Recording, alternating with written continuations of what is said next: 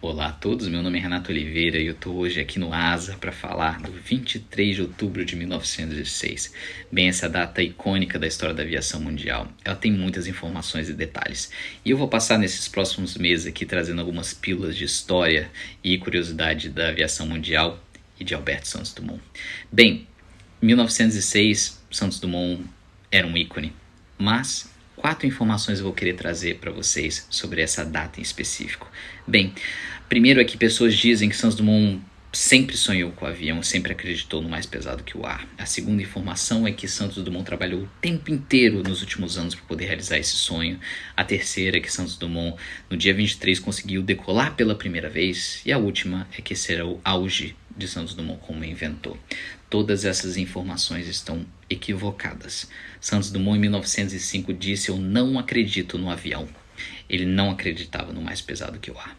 Ele sabia e dizia que a transporte e a mobilidade mundial seria resolvida pelos dirigíveis. Bem, os inventores e gênios têm dessas, né? O que ele fez? Quando encontrou um muro de desenvolvimento que ele não conseguia transcender, ele destruiu o seu hangar. Construiu um menor.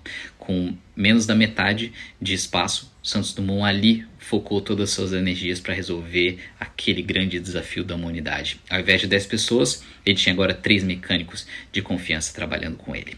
Nas margens do rio Siena, na rua General Koenig, se você passar hoje de carro, lá tem uma pequena placa de mármore que diz: "Aqui Santos Dumont inventou o mais pesado que o ar." E com o motor Antoniette de Levasseur e Gastambide, ele voou em setembro de 1906. Bem, setembro.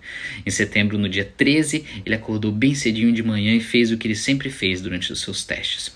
Pegou o seu 14 bis com seus mecânicos, atravessou a distância de 1,8 km ao campo de Bagatelle, acompanhado por uma multidão como sempre, a cidade parando para ver aquela máquina quase alienígena, e voou pela primeira vez.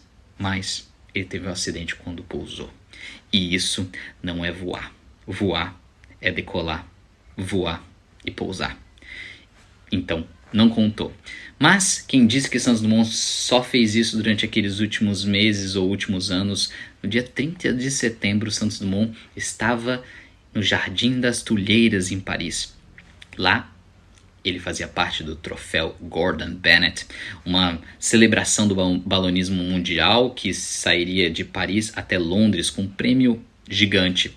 E Santos Dumont, um herói local, um herói mundial, foi recebido com aplausos e ovacionado como sempre. Mas ele não estava de terno e chapéu panamá de sempre. Aquele dia ele chegou com uma capa e um chapéu de pescador, o que surpreendeu a todos. Mas ele entrou dentro do seu 2 Américas com seu fiel amigo e mecânico e piloto Albert Chapin e acionou o seu grande motor que havia inventado para essa nova modalidade. A decolagem foi um sucesso como sempre, ovacionado quando decolou e seu nome foi bradado pela população de Paris. No caminho, depois de 6 horas e 130 quilômetros, infelizmente, ele sofreu um acidente. O motor prendeu na sua capa e dilacerou seu braço. Bem, naquele dia, ele estava voando com uma flâmula brasileira, como sempre fez, a bandeira francesa e, pela primeira vez, a bandeira americana. Santos Dumont representava, como fundador até, do Aeroclube das Américas. Ele acreditava na junção desses continentes seria a solução de grandes problemas de mobilidade mundial e inovação e ciência. Não teve sucesso naquele dia. Com pouso, com o braço dilacerado, grandes ferimentos, ele foi socorrido a tempo graças a um pouso forçado do seu grande amigo Albert Chapin. Menos de 2, 3 dias depois, ele está de volta ao hangar em Neuilly. E olhando aquela máquina, ele tem certeza que ele vai finalmente alcançar aquele desafio humano que sempre existiu, de voar verdadeiramente. Então, no dia 23 de outubro, ele faz novamente o trajeto de 1,8 km. E ali, depois de 4 tentativas, ele finalmente decola. Decola, voa e pousa. Na frente de todos, na frente de cientistas, jornalistas e da população como um todo. O herói nacional se tornava herói mundial novamente. Se a gente parar para pensar, esse não foi o maior momento, o auge dele como inventor e inovador. Em 1901, antes de ter 30 anos de idade, ele voou dando a volta na Torre Eiffel com seu número 6, um dirigível fantástico que ele fez, que rendeu inclusive 7 cópias naquele mesmo ano de inventores diferentes. Ele foi recebido em 1902 pelo presidente americano Graham Bell e Thomas Edison para falar sobre o futuro da inovação mundial. Bem, esse era um menino, Alberto Santos Dumont. E naquele momento, ele tinha 6 hangares diferentes em 4 países diferentes.